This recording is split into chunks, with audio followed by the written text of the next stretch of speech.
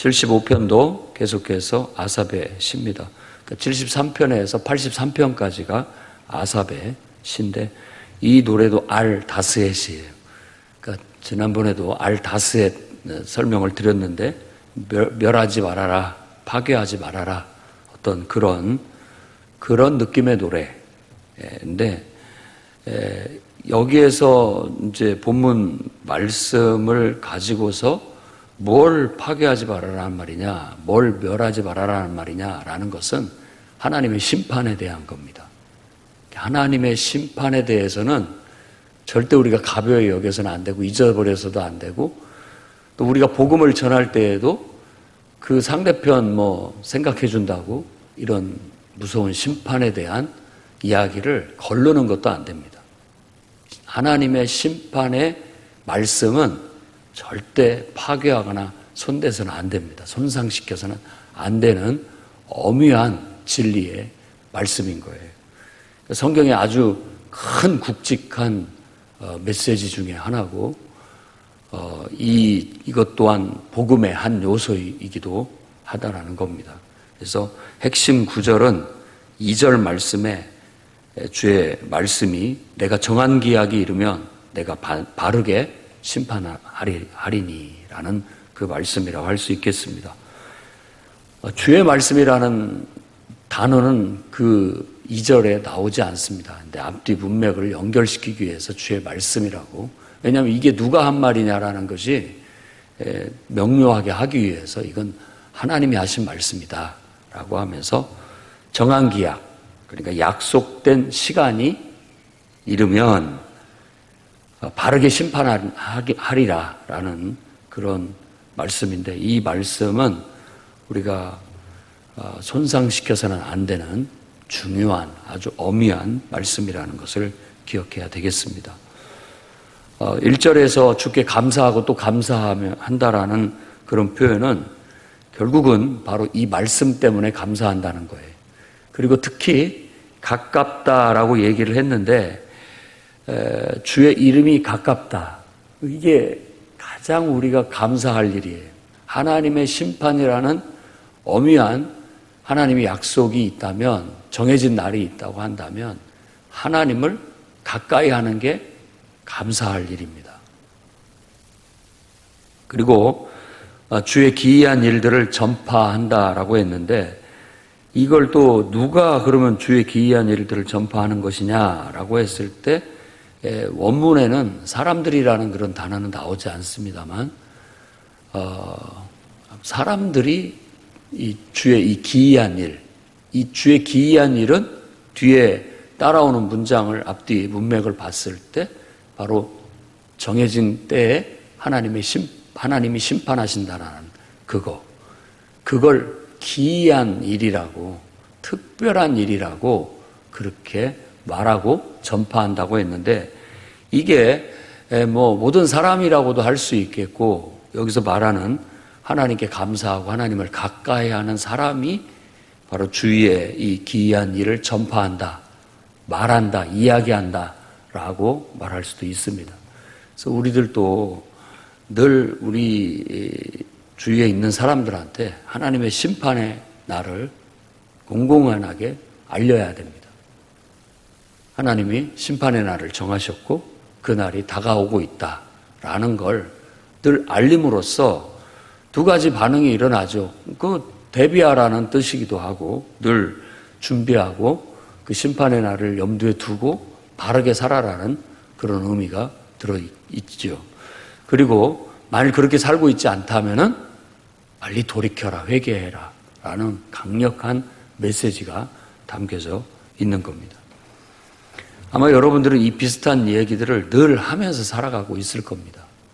늘 미래에 대한 두려움, 또 미래에 대한 염려, 이런 것들을 늘 가지고 아마 여러분 스스로도 살아갈 뿐만 아니라 또 여러분들이 돌보는 사람들, 자녀들이나 기타 사람들에게도 그런 두려움이 있어 그들을 위해서 기도하고 그들에게 늘 어떤 의미에서는 교훈도 하고 잔소리도 하면서 살아가게 될 겁니다. 이건 중요한 메시지고, 특히 선지자들의 대표적인 그 하나님의 말씀 전하는 것이 바로 이 심판에 대한 이야기입니다. 모든 선지자들은 다 하나님의 심판을 예고하고 백성들을 교훈하고 돌이킬 수 있도록 권면을 했던 겁니다. 그러니까 이 심판의 얘기를 하게 되면 사람들이 싫어할지도 모릅니다. 또 미래에 닥치게 될 어두운 이야기들을 하게 되면 기분 나빠서 여러분들을 미워하거나 또 달라들지도 모르겠습니다. 그럼에도 불구하고 우리는 이것을 전파해야 됩니다. 계속 말해줘야 되고 전파해야 된다라는 겁니다. 이게 우리가 파괴하지 말아야 할, 우리가 손상시키지 말아야 할 엄미한 우리들의 삶이고 우리들의 진리라 할 수 있겠습니다. 자, 심판하시는 하나님에 대해서 3절에 땅의 기둥이라는 비유를 씁니다. 내가 세웠고 또 그 모든 주민이 소멸되리라 라고 말하는데, 내가 세웠고 내가 파괴한다. 이게 심판이에요. 세우기도 하고 파괴하기도 하고.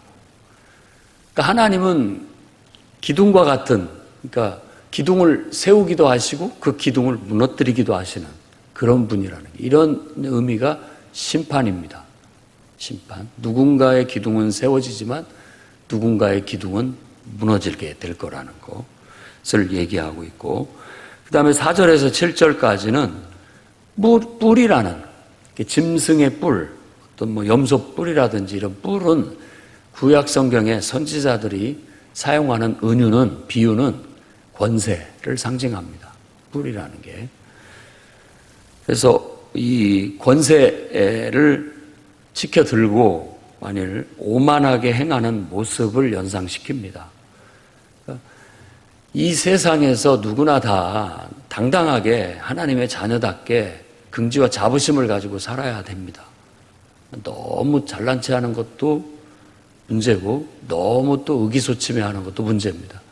그냥 자기답게 자기 스스로가 항상 긍지와 자부심을 가지고 자기 잘난 맛에 살아야 건강하다고 생각됩니다. 그래야 돼요. 각자는 다. 너무 내가 못났다라고도 생각하지 마시고 너무 잘났다라고도 생각하지 말고, 나는 하나님이 창조하신 나일 뿐이다. 나는 나다. 어떤 의미에서 여호와라는 그 이름의 뜻을 모세가 우리에게 전해줄 때 스스로 있는 자다라고 그렇게 얘기했잖아요. 여호와, 그 이름은 스스로 있는 자다라고 하나님께서 모세에게 설명을 해줬단 말이에요. 영어로는 I am that I am이에요. 똑같아요. 나는 나다라는 의미가 강합니다. 나는 나다. 그것은 어떤 분명한 자기 정체성, 이게 확실한 사람일 뿐만 아니라 또 우리 모두가 하나님처럼 그래야 될 필요가 있습니다.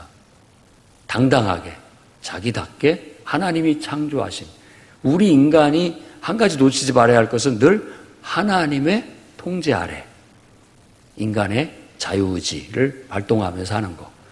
근데 이 처초의 인류가 자유의지를 선택할 때, 선과 악을 알게 될 때 바로 그들이 선택한 것은 하나님의 통제를 벗어난 자유의지를 추구했기에 그들에게 그것이 죄가 되고 그것이 악몽이 되게 되는 겁니다.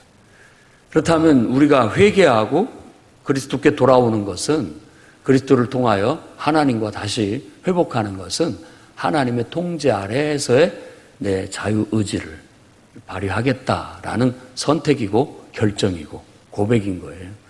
그래서 그리스도 안에서 우리는 자유인이다라고 말하고 있는 겁니다. 그 당시 때 바울이 사역했을 당시 때도 노예들 중에 예수 믿는 사람들이 많았지만 이 땅에서는 어떻게 되다 보니까 남에게 애속된 삶을 살고 있지만 그리스도 안에서는 분명한 자유의 의지를 가진 당당한 한 사람의 인격이다라는 걸 분명하게 갖도록 가르치게 된 겁니다. 우리도 그러니까 이 땅에서 어찌됐든지 내가 가졌든지 덜 가졌든지 이런 것들은 중요하지 않고 내 내면에서부터 나는 하나님이 창조하신 정말 그리스도 안에서 거듭난 하나님의 자녀다라는 분명한 의식을 가지고 하나님의 자녀다운 당당함으로 살아나가야 됩니다. 그런데 만일 우리가 하나님의 통제를 벗어난 그 자유의 의지를 발동하게 된다면 우리는 오늘 이 4절에서 7절의 말씀에서 하나님의 심판을 받게 됩니다. 그래서 오만하게 행하지 마라. 너희의 뿔을 들지 말아라. 라는 말이 그런 의미입니다. 동서남북에서부터 우리가 높임을 받지 않는다라는 겁니다.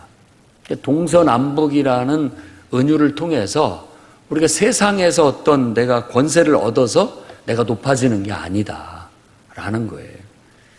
높이시는 분도 하나님이고 낮추시는 분도 하나님이다. 이게 하나님의 심판자라는 그런 의미를 갖죠. 그래서 오직 재판장이신 하나님, 그분만이 우리를 높이실 수도 있고 또 그분이 우리를 낮추실 수도 있다라는 걸 말합니다. 그러니 우리가 살다 보면 사람 탓하죠. 뭐가 잘 되면 다 내 탓이고 안 되면 다 남 탓 아닙니까? 대부분이 그런 생각으로 살아요. 다 환경이 안 좋아서 이렇게 살고 있는 것이고 또 누가 도와주지 않아서 이렇게 사는 것이고 잘 된 건 그나마 내가 잘해서 잘 된 것이에요. 그렇게 긍지와 자부심을 갖고 살 필요는 있습니다만은 항상 우리가 사람에게 초점을 맞추거나 환경에 초점을 맞추면 그건 올바른 삶의 태도가 아닙니다. 나를 창조하시고 지금도 다스리고 계시는 하나님께 초점을 맞추고 하나님에 의해서 돌아야 됩니다. 인생이. 하나님에 의해서 펼쳐진다라고 생각하고 늘 우리의 시선은 눈에 보이는 것들, 어떤 그런 것들에 항상 현혹되게 돼 있습니다만 우리가 기도하고 찬송하고 예배하는 것은 그 시선을 자꾸만 현혹되지 않도록 올바르게 기준되는 절대 기준이신 하나님을 바라보고 그분에 의해서 늘 바르게 내 자신을 맞춰가려고 하는 노력, 수행이 필요하다는 겁니다. 어떤 의미에서 인생은 줄타기예요. 줄타기. 어떤 우리에게는 말씀이라는 균형추, 어떤 그 막대기가 주어져 있고 줄을 타는 것 처음에는 어려웠지만 하다 보면 익숙해지게 되고 조금 기우뚱하면 이 말씀을 가지고 중심을 잡아야 되는 겁니다. 그리고 항상 땅 밑을 쳐다보면 이게 현혹돼 가지고 흔들려서 떨어질 수밖에 없는 거죠. 항상 균형을 잡기 위해서는 시선을 바른 정확한 기준점을 바라보고 흔들리지 않도록 잘 자기 균형을 잡아 살아나가는 것이 인생의 진정한 성공이에요. 우리가 생각하는 부와 권세 이런 것도 이 땅에서는 어떤 의미가 어느 정도 있습니다만은 그것이 전부가 아니라는 것도 균형을 잡을 필요가 있습니다. 높이는 것도 이게 주시는 이도 하나님이시고 가져가신 이도 하나님이신 거예요. 성실하게 살고 최선을 다하고 기도하며 노력하고 목표를 세우고 나아가되 하나님이 주시면 감사한 거고 또 주시지 않는다 할지라도 그냥 그 성실히 살아온 삶 자체가 가치가 있는 겁니다. 그렇게 살아가야 할 필요가 있는 거예요. 그래서 뭘 많이 얻었다, 성취했다라는 그 성취의 기쁨 이런 것도 맛보지만 항상 그걸 위해서 노력한 그 자체의 삶에 더 방점을 두고 그것 자체의 의미와 보람을 가질 수 있도록 힘쓰게 된다면 저는 하나님께서 여러분을 다 높여주시리라 믿습니다. 높이시는 분은 하나님이시고 낮추시는 분도 하나님이셔요. 높이실 때에도 하나님이 다 뜻이 있어서 높이시고 낮추실 때에도 다 하나님의 뜻이 있어서 낮추신다라는 것도 받아들일 필요가 있겠습니다. 그 다음에 8절에는 진노의 잔이라는 세 번째 비유, 그러니까 기둥, 뿔, 이번에는 잔이라고 얘기하는데 이게 포도주 잔을 의미한다고 볼 수 있습니다. 왜냐하면 거품이 가득한 잔을 말하는데 이 거품이 가득한다라는 것은 발효돼 가지고 부글부글 끓어오르는 그런 포도주 잔을 말하는 거예요. 우리 보면 탄산음료 이렇게 딱 불었을 때 확 끓어오르듯이 확 넘쳐오르듯이 그 잔을 말하는데 그 느낌이 진노가 끓어올라서 쏟아지는 것 같은 그런 느낌이어서 바로 이 포도주 잔이 선지자들이 하나님의 심판을 나타내는 잔으로 어떤 데에서는 그 속에 이제 찌꺼기 얘기를 하고 있는데 이걸 독이 든 잔으로 또 얘기하기도 합니다. 다 그 독이 든 잔을 먹고 마시면서 취해갖고 비틀거리는 모습으로 묘사를 하고 있죠. 인생들이 하나님의 심판을 다 받고 살아가고 있어요. 너무 우리가 하나님이 왜 내버려 두시느냐, 왜 악인들을 형통하게 하시느냐라고 하지만 알고 보면 더 깊이 내다보면 그들은 진노의 이 독주 이걸 다 마시고 벌써 그것에 취해서 독이 퍼져서 비틀거리고 있다라는 걸 알 수 있는 겁니다. 그러니까 그들의 겉모습을 보지 말고 영혼을 봐야 됩니다. 그 영혼을 보면 이미 하나님이 심판하셨고 하고 계시다는 걸 알 수 있고, 그리고 또 그들의 종말은 분명히 하나님의 무시무시한 심판이 쏟아지게 될 거라는 것을 말씀이 우리에게 가르치고 있습니다. 그래서 여호와의 손에 잔이 들려 있다. 심판의 잔, 진노의 잔. 술 거품이 일어난다라는 건 그 거품만큼 하나님의 진노가 끓어오른다라는 것이고, 또 속에 썩은 것이 가득하다라고 했는데 그것은 바로 어떤 사람들의 악에 해당되는 독이라고 할 수 있고, 그것을 결국 쏟아 내릴 것이다 라고 말합니다. 그래서 우리가 염려할 일이 아니에요. 악인이 벌을 받고 안 받고는 우리가 신경 쓸 일이 아니라고요. 그건 하나님이 하실 일이에요. 내 할 일은 내 할 일에 신경을 쓰고 내가 내 역할을 하면 되는 것이죠. 그건 하나님께서 알아서 벌을 내리시고 복 주실 자에게 복을 주시고 하실 겁니다. 그건 하나님 소관이에요. 우리가 기도를 드립니다. 기도도 그건 내 할 일이죠. 그러나 그걸 응답하시는 건 하나님 소관이에요. 너무 응답받는 것에 우리가 신경 쓸 일은 아닙니다.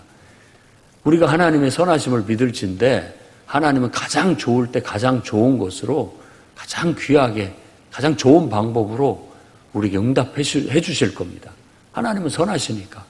나는 오늘 또 하나님 앞에 간절히 바라고 그 바람을 가지고 하나님 앞에 나아가 하나님께 그 사실을 아뢰고, 또 기도를 통해서 내 자신을 내가 부족한 것이 있나 돌아보고 반듯하게 내 자신을 세우고, 또 기도 그 자체가 실천을 위한 겁니다. 오늘 또 이렇게 살게 해달라고, 이렇게 하게 해달라고 그 기도하면서 실천해 나가는 것이에요.